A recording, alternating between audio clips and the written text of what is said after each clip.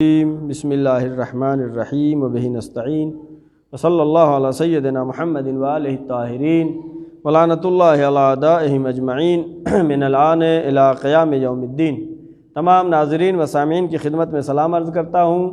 جیسا کہ آپ محضور ہیں، سلسلہ دروس ترجمہ و مختصر تفسیر قرآن آپ تمام ناظرین و سامعین کی خدمت میں face book per on line پیش کیا جا رہا ہے، اور سلسلہ دروس جو کہ ہم نے ابتداء قرآن سے شروع کیا تھا، آج درس نمبر 161 درس نمبر 161 آپ کی خدمت میں پیش کیا جا رہا ہے۔ پارہ نمبر 5 سورہ نساء، آیت نمبر 83 سے 84، بس دو آیتیں ہیں، 83 اور 84۔ بسم اللہ الرحمن الرحیم، آیت نمبر 83۔ وَإِذَا جَاءَهُمْ أَمْرٌ مِّنَ الْأَمْنِ أَوِ الْخَوْفِ أَذَاعُوا بِهِ وَلَوْ رَدُّوهُ إِلَى الرَّسُولِ وَإِلَى أُولِي الْأَمْرِ مِنْهُمْ لَعَلِمَهُ الَّذِينَ يَسْتَنبِطُونَ مِنْهُمْ وَلَوْلَا فَضْلُ اللَّهِ عَلَيْكُمْ وَرَحْمَتُهُ لَاتَّبَعْتُمُ الشَّيْطَانَ إِلَّا قَلِيلًا۔ اس آیت میں خداوند عالم مسلمانوں سے خطاب کر کے فرما رہا ہے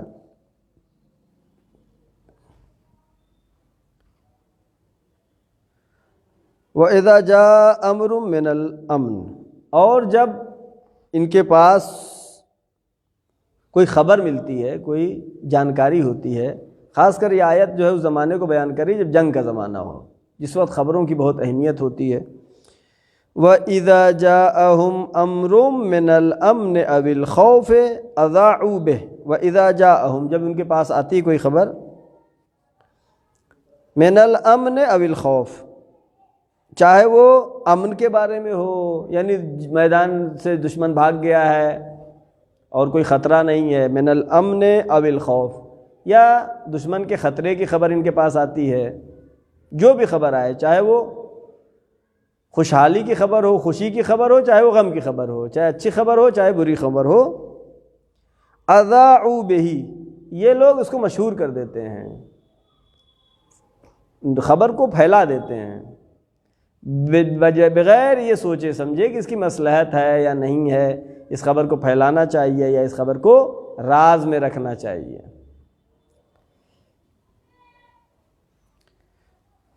اب آیت کہہ رہی ہے یہاں پہ، خداوند عالم فرما رہا ہے وَلَوْ رَدُّوهُ إِلَى الرَّسُولِ وَإِلَى أُولِي الْأَمْرِ، اگر یہ پلٹا دیں اس کو، یعنی یہ جو خبر آ رہی ہے ڈائریکٹ مشہور کرنے کے بجائے کہ ادھر ادھر پورے گاؤں میں، پورے شہر میں، پورے ضلع میں، پورے اسٹیٹ میں خبر کو پھیلا دیں، بجائے اس کے وَلَوْ رَدُّوهُ إِلَى الرَّسُولِ وَإِلَى أُولِي الْأَمْرِ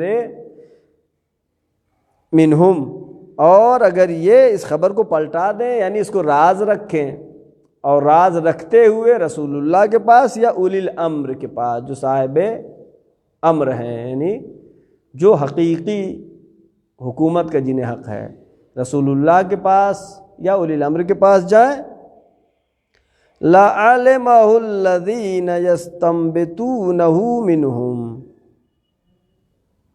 لَعَلِمَهُ الَّذِينَ، اور یہ خبر جو ہے کس کو پہنچائیں؟ اولی الامر کے پاس یا رسول کے پاس، کس لیے؟ لَعَلِمَهُ، تاکہ اس خبر کو جانیں، الَّذِينَ يَسْتَنبِطُونَهُ مِنْهُمْ، تاکہ اس خبر سے وہ استنباط کریں، اس خبر کو سمجھیں کہ آیا مصلحت میں ہے کہ اس خبر کو نشر کیا جائے یا مصلحت میں نہیں ہے۔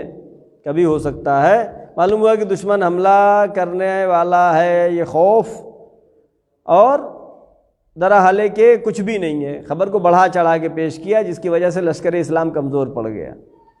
لہٰذا خداوند عالم فرما رہا ہے کہ اس کو پلٹاؤ رسول کی طرف، اولی الامر کی طرف، لَعَلِمَهُ الَّذِينَ يَسْتَنبِطُونَهُ مِنْهُمْ، کہ اب یہ خبر نشر کیا جائے، اس کو مشہور کیا جائے، لوگوں تک بتایا جائے، نہیں بتایا جائے، یہ مصلحت کون جانتا ہے بہتر؟ اس کی مصلحت رسول اللہ بہتر سمجھتے ہیں، اس کی مصلحت اولی الامر سمجھتے ہیں۔ ہاں وَلَوْلَا فَضْلُ اللَّهِ عَلَيْكُمْ وَلَوْلَا فَضْلُ اللَّهِ عَلَيْكُمْ، اگر تم پر اللہ کی فضل نہ ہوتا، وَرَحْمَتُهُ، اور اللہ کی رحمت نہ ہوتی، اگر تم پر اللہ کا فضل اور اللہ کی رحمت نہ ہوتی، لَاتَّبَعْتُمُ الشَّيْطَانَ إِلَّا قَلِيلًا، تم سب کے سب شیطان کی اتباع کرتے مگر بہت کم لوگ جو رائے ہدایت پر ہوتے۔ اگر اللہ کا فضل اور اس کی رحمت نہ ہوتی تو سب کے سب شیطان کی پیروی کرتے ہیں۔ لہذا خداوند عالم اس آیت میں یہ متوجہ کرنا چاہ رہا ہے، مسلمانوں کو بتانا چاہ رہا ہے کہ ہر خبر کو ہر جگہ نہیں پھیلاؤ، چاہے وہ خوشی کی خبر ہو چاہے غم کی خبر ہو، چاہے اچھی خبر ہو چاہے بری خبر ہو۔ جو مصلحت سمجھنے والے ہیں، جو ذمہ دار ہیں، جو سمجھتے ہیں، اہل خبراء ہیں، ان تک بتاؤ کہ اس خبر کو نشر کیا جائے یا نشر نہیں کیا جائے، یعنی رازدار ہونے کی طرف ترغیب دی جا رہا ہے اس آیت میں۔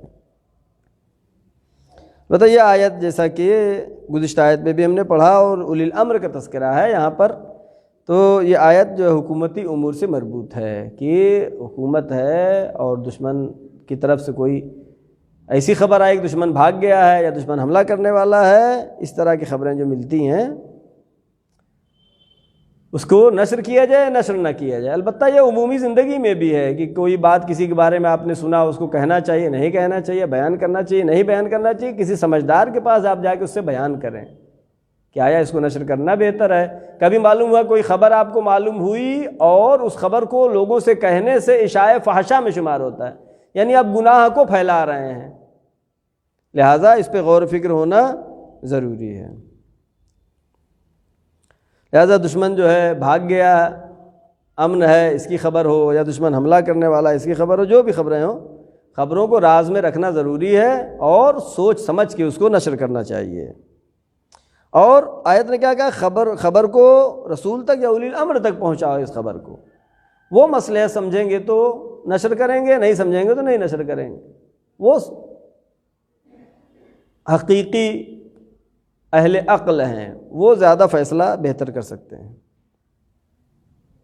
ہاں یہ ہے کہ جو خبر کو پھیلاتے ہیں، مشہور کرتے ہیں، بس اس لیے یہ دکھانے کے لیے کرے ان کو پہلے معلوم ہو گیا وہ بتا رہے ہیں، وہ اپنے کو مشہور کرنے کے لیے، اپنے کو دکھانے کے لیے، جیسے آج کل ہماری میڈیا کا حال ہے، انڈیا میں ہماری میڈیا کا حال ہے، خبر کی تحقیق بھی نہیں کرتے، جستجو بھی نہیں کرتے، بس یہ نظریہ رہتا ہے کہ سب سے پہلے ہم نے یہ خبر دیا، سب سے پہلے ہمارے میڈیا نے خبر بتایا، حالانکہ خبر جو ہے پہلے تحقیق ہونی چاہیے۔ اور ہمارے پانچویں امام حضرت محمد باقر علیہ الصلوۃ والسلام نے فرمایا کہ اس آیت میں جو لفظ آیا ہے یستنبطونہ منہم، کہ جو استنباط کرنے والے ہیں، یعنی ایسے اولی الامر جو استنباط کرنے والے ہیں، اخذ کرنے والے ہیں، سمجھنے والے ہیں،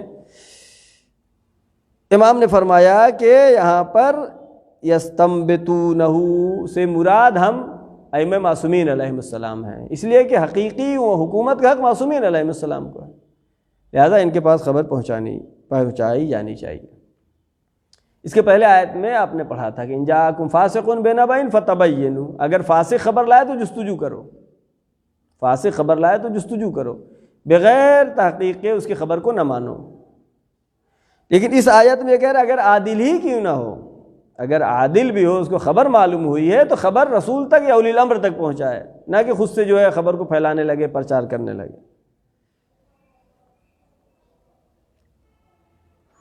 یعنی آیت میں یہ بتایا کہ اگر عادل بھی خبر لاتا ہے تب بھی جستجو اور تحقیق کے بعد ہی نشر ہو، البتہ اس کی ذمہ داری رسول اللہ ہے، وہ امام معصوم ہیں۔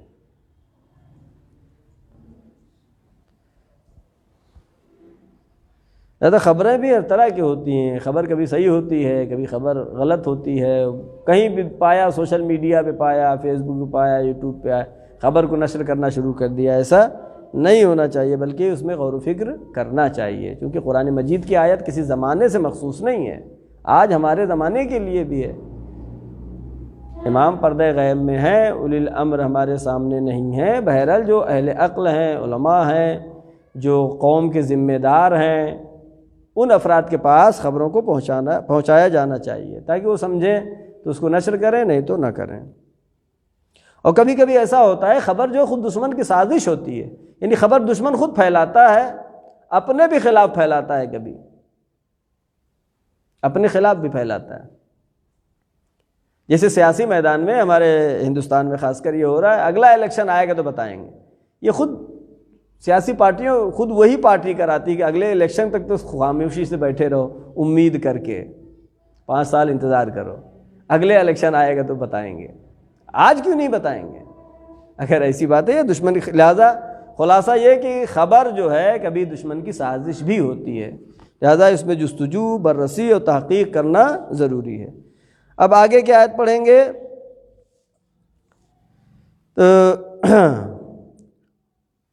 فقاتل فی سبیل اللہ، یہ آیت جہاد کے بارے میں۔ فقاتل فی سبیل اللہ لا تکلف الا نفسک وحرض المؤمنین عسى اللہ ان یکف بأس الذین کفروا واللہ اشد بأسا واشد تنکیلا۔ اس میں خداوند عالم فرما رہا ہے سورہ نساء کی آیت نمبر 84، فقاتل فی سبیل اللہ، اے رسول فقاتل، قاتلو ہوتا تو جمع کا صیغہ ہوتا ہے، نہیں تم لوگ لڑو، یہاں پر مخاطب ہے خداوند عالم، خطاب کر رہا ہے اپنے رسول سے۔ فقاتل فی سبیل اللہ، اگر یہ لوگ جنگ کرنے نہیں جا رہے ہیں تو اے میرے رسول آپ اکیلے جا کے لڑیے۔ فقاتل فی سبیل اللہ لا یکلف الا نفسک، اے میرے رسول اگر یہ ساتھ نہیں دے رہے ہیں، نہیں جا رہے ہیں تو راہ خدا میں آپ خود جہاد کیجئے۔ اور لا یکلف الا نفسک، آپ صرف اپنے نفس کے ذمہ دار ہیں، آپ دوسروں کے ذمہ دار نہیں ہیں۔ دوسرے جا رہے ہیں، نہیں جا رہے ہیں، آج کل یہی ہوتا ہے کہ فلاں کوئی کار خیر کی بھی بات آئی تو کہا فلاں صاحب نے چندہ دیا کہ نہیں دیا۔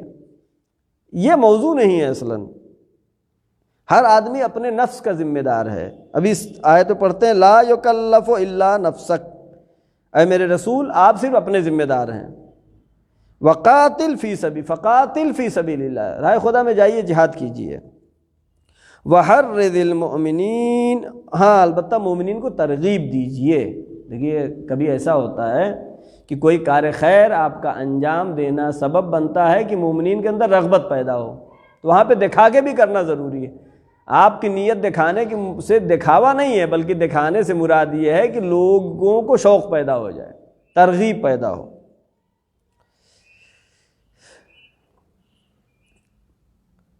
وحرض المؤمنین، اور مومنین کو ترغیب دیجیے، حرض۔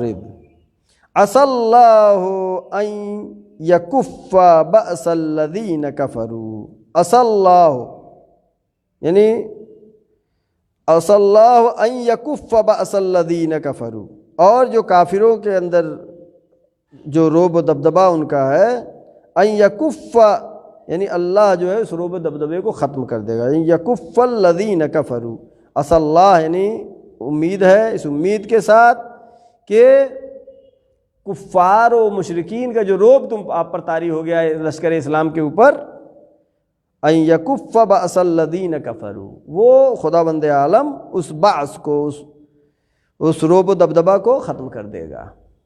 لہٰذا یہ بہت اہم چیز ہے، کسی بھی لشکر کی جہاں پہ جنگ و جہاد کی بات آتی ہے وہاں پر رعب و دبدبہ ہی اصل ہوتا ہے، اصلی فوجی طاقت نہیں، بلکہ اگر دشمن پر رعب طاری ہو گیا تو ہار گیا۔ لہذا خداوند عالم یہ وعدہ کر رہا ہے فقاتل فی سبیل اللہ، اللہ کے راستے میں آپ قتال کیجئے، لا یکلف الا نفسک، آپ کو صرف اپنی ذمہ داری ہے۔ وحرض المؤمنین، مومنین کو ترغیب دیجئے، مومنین کو عسى اللہ، اور خداوند عالم کافروں کی ہیبت کو ختم کر دے گا۔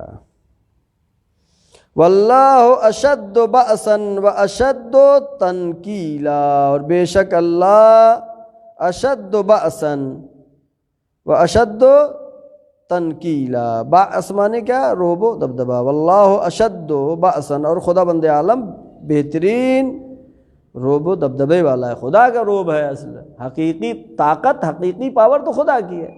انسان کی جب تک بدن میں جان ہے، جب تک ہے، جان ختم تو پھر ختم۔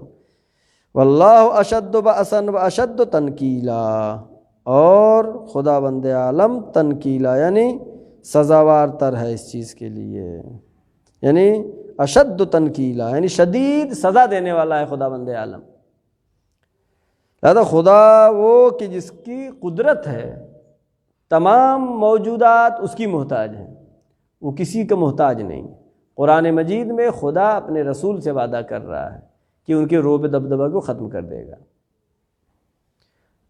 اور یہ جہاد کے سلسلے میں جو آیت ابھی ہم نے پڑھی ہے، اس میں حکم ہو رہا ہے رسول کو کہ اکیلے جا کے لڑ کے، فقاتلو ہوتا تو جمع کا صیغہ ہے، فقاتل، آپ قتال کیجئے۔ یہ لوگ نہیں جا رہے ہیں لڑنے، لشکر نہیں جا رہا ہے، آپ اپنے ذمہ دار ہیں، آپ اکیلے جائیے۔ کہیں پر خدا، کسی نبی سے خدا نے اس طرح نہیں کہا کہ اکیلے جائیے، لیکن اس آیت میں خدا بند عالم نے چونکہ نبی آخر حضرت محمد مصطفیٰ صلی اللہ علیہ وآلہ وسلم کی ذمہ داری زیادہ ہے، جیسا عہدہ ہوگا ویسی ذمہ داری ہوگی۔ سید المرسلین ہے، خاتم النبیین ہے، کسی نبی سے اللہ نے یہ نہیں کہا کہ اکیلے جائیے، لوگ نہیں جا رہے ہیں آپ کے ساتھ والے، آپ کی قوم والے، آپ کے ماننے والے، آپ اکیلے جائیے۔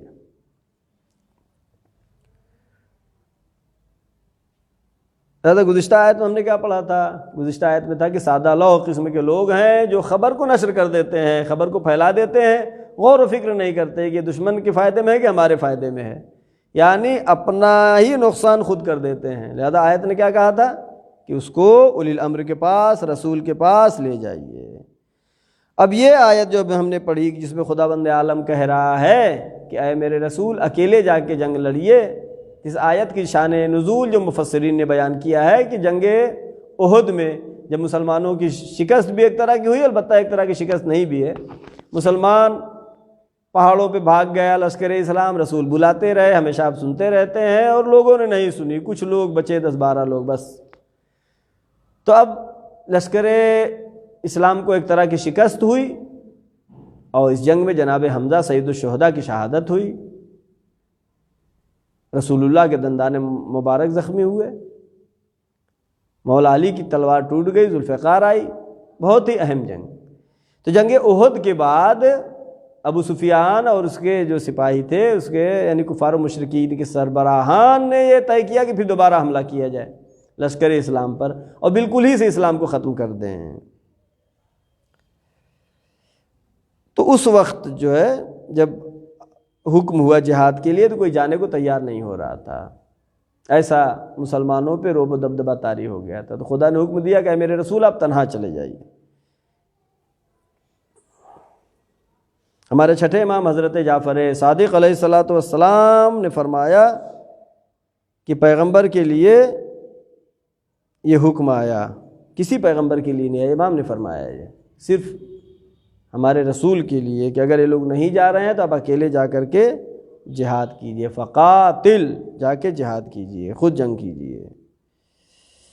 لہذا اس جنگ کو جو ہے بدر صغریٰ کہتے ہیں، بدر صغریٰ کہتے ہیں، مختصر سی ہوئی نہیں، بلکہ مسلمان میں سے صرف 70 لوگ تیار ہوئے جنگ پہ جانے کے لیے۔ جنگ احد میں کتنے تھے؟ 1000 تھے۔ یہ پھر جنگ جو ہوئی جس کو جنگ بدر پہلی ہوئی، اس کے بعد جنگ احد ہوئی، پھر یہ جنگ جو ہوئی جس کے لیے یہ آیت میں خدا بند عالم فرما رہا ہے کہ میرے رسول یہ لوگ نہیں جا رہے ہیں تو آپ تنہا چلے جائیے، یہ بدر صغریٰ کہلاتی ہے۔ اس میں مسلمان کے صرف 70 لوگ تیار ہوئے جانے کے لیے۔ اس لیے کہ ایک شخص ہے جس کا نام نعیم لکھا ہے مفسرین نے کہ اس نے آ کر کے مدینے میں خبر اڑا دی کہ ابو سفیان بہت بڑا لشکر لے کر کے آ رہا ہے۔ گزشتہ آیت میں کیا تھا؟ ہر خبر کو نشر نہیں کرنا۔ اس نے کیا کیا؟ یعنی منافق تھا، اس نے آ کر کے خبر پھیلائی کہ ابو سفیان بہت بڑا لشکر لے کے آ رہا ہے، تو تمام لوگ اپنے گھروں میں چھپ گئے، بیٹھ گئے، اور بہت زور و شور کرنے کے بعد، بہت تاکید کے بعد صرف 70 لوگ تیار ہوئے۔ لہذا خوف کی وجہ سے لوگ گھروں میں بیٹھ گئے تھے۔ تو حکم خدا ہوا کہ اے میرے رسول آپ تنہا جائیے جنگ لڑنے، لوگ جائیں یا نہ جائیں، آپ کو میدان جنگ میں جانا ہے۔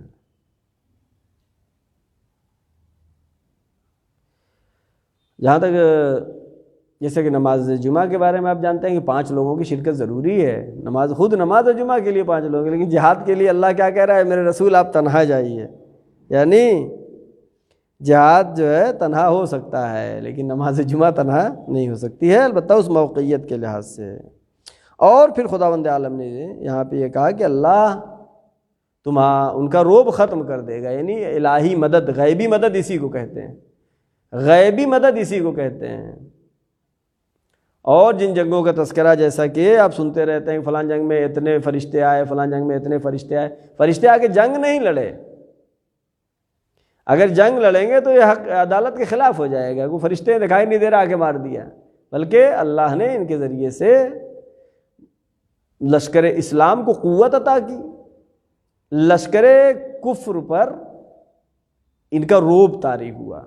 لہذا جہاں پہ اس طرح کا تذکرہ ہو یہاں پر یہ مراد ہے۔ آخر میں ہماری دعا ہے پروردگارہ محمد و آل محمد کے صدقے میں، چاہدہ معصومین علیہ السلام کے صدقے میں ہم کو ایسا مضبوط اور محکم ایمان دے کہ ہم راہ حق پر گامزن رہ سکیں۔ پروردگارہ جہاں جہاں بھی شیعان حیدر کرار ہیں ان کی جان و مال عزت و آبرو کی حفاظت فرما۔ پروردگارہ پرچم اسلام کو سربلند فرما، پرچم کفر و نفاق کو سرنگو فرما۔ معبود ہمارے تمام گناہان صغیرہ و کبیرہ کو معاف فرما۔ ہم جو چند آیت کی تلاوت کرتے ہیں پروردگارہ اپنی بارگاہ میں شرف قبولیت عطا فرما۔ پروردگارہ محمد و آل محمد صدقے میں، چاہدہ معصومین علیہ السلام کے صدقے میں جو بھی مریض ہیں ان کو شفائے کامل و عاجل عطا فرما۔ معبود جن جگہ پر بارش کی ضرورت ہے باران رحمت نازل فرما۔ پروردگارہ محمد و آل محمد کے صدقے میں علماء اکرام، مراجع اکرام، بلاخص آیت اللہ سستانی و مقام معظم رہبری کی حفاظت فرما۔ جو طلاب و طالبات علم حاصل کر رہے ہیں ان کو روز بروز علمی ترقی و کامیابی عطا فرما۔ جو مقروض ہیں ان کے قرضوں کو ادا فرما۔